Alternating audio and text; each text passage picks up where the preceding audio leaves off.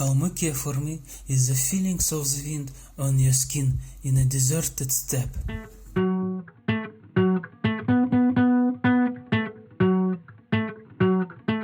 Hi everyone, omende, which is hi in Kalmyk language, and welcome back to the Diversity Podcast. As I said previously, one of my main goals of doing this podcast is to share my own culture with you people and with anyone who will listen to the podcast. So with this special episode, I want everyone to feel with me and with your hearts what Kalmykia means for us and what are our very first memories when we think of our home, Kalmykia. Tune in with me into this warm and short episode of Diversity Podcast where I asked random Kalmyk people living in different parts of the world what is their first memory and association when they think of Kalmykia. Horizon. They say that it is easier for a mountaineer or forester to get used to the steppe than to a steppe dweller to the absence for a horizon. Kalmykia also for me the home of my parents, which is located in the steppe. Dust storms, had locust invasion and starry sky. The first thing that comes to mind when I think about Kalmykia is the sky. It's very hard to express in words, pictures, or even video. It can only be experienced, I think. The endless blue sky above the road when you drive somewhere. The road is flat, the steppe around you is flat. No houses or anything else around. It's just you and the sky. It's very rare anywhere else that there is nothing obstructing the view. In summer, when there are no clouds, or at night, when the stars cover you with a giant dough. When I see it, I understand why our ancestors worship Tangri. When you are in Kalmykia, you will understand this as well. It's pretty difficult to say about the first memory when you think about Kalmykia, because I have a lot of memories come to mind. My family, my home, my childhood memories, the stunning beauty of the spring steppe, and so many others. But my most vivid memory from childhood about Kalmykia, it's a very hot summer that I spent in a small town near the Caspian Sea, where my grandparents live. I think I went there every summer holidays. This is the best memories of my homeland, when I spent a lot of time with my grandparents, how I helped them to pick harvest from the garden, went to the river every day with my friends.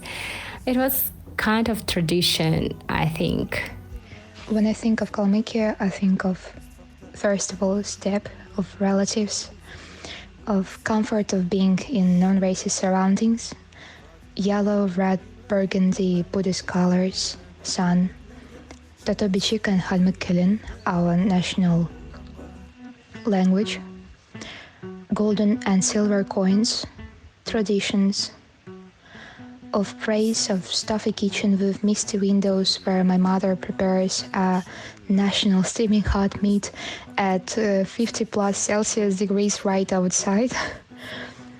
Weddings and careless playful children, of watermelons, of dusty roads, horse riding and farms, ordering and drinkable water, first time seeing stars, rule of 6 handshakes, arrow shooting, flip-flops, the best lemonade, for sure, swimsuits and swimming pools, sunburns and tanning, monks and meditation, tulip and lotus, community and holidays, family, and a flat, endless steppe with blue starry skies above.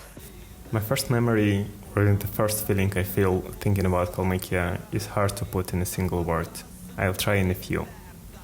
I grew up in Elista, on the very border of the city, and just by walking a couple of kilometers, I could find myself in steppe that has quite a unique property. I could look around, and everywhere I look, like any direction, I see this perfect horizon line. So only this brightest, bluest sky, greenish grass, and horizon, and that's it. That feels absolutely magical and like nothing else in the whole world. When I think about Kalmykia, I get this swell of pride that the life history of my grandparents. In addition to cheerful childhood and family traditions, Kalmykia is always associated with delicious food and snacks, small distances, and of course with Elista city, with mini buses and all the street lights in Lenina. So, the first thing that comes to mind when I think about Kalmykia is the streets of the village I've grown up in. Or maybe I should say the rural settlement, because it's not really a village. It is called Troiska, or Trinity Village, according to Google Translate.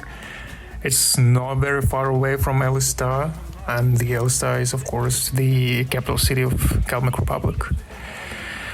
And I recall this particular block that we used to live in with my family. It is these small apartment buildings that are collectively called BAM. I also have like 3 best friends that used to live in this block as well. And some other things, of course, come to mind when I think about homeland, like Hurul, the Golden Temple of Buddha, like the steps, the 7 Days Pagoda. I think those are like classic things about Kalmykia. And there was also this sculpture that I find very beautiful. I don't really know its original name. Everyone just calls it The Boy and the Dragon. And it portrays a little Kalmyk boy that is holding dragon's hand. And like he's trying to help the dragon to sort of soar up in the sky again, or helping him helping him to fly for the first time or something like that. And they're looking up into the sky like very graciously. Yeah, I really admire this sculpture. And it's too shame that it was removed in the recent years. Now there is a generic children playground on its place.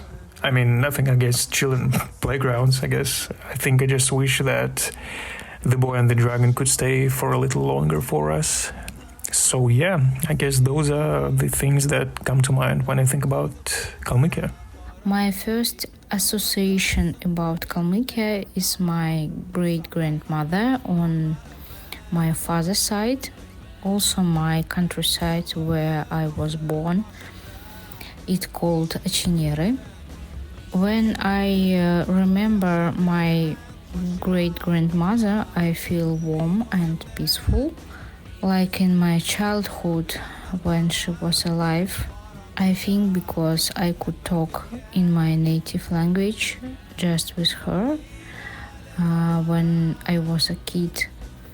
Now I'm an adult and unfortunately I forgot my mother tongue, and it's so bad. And secondly, about my countryside, I have a happy memories with Cherished.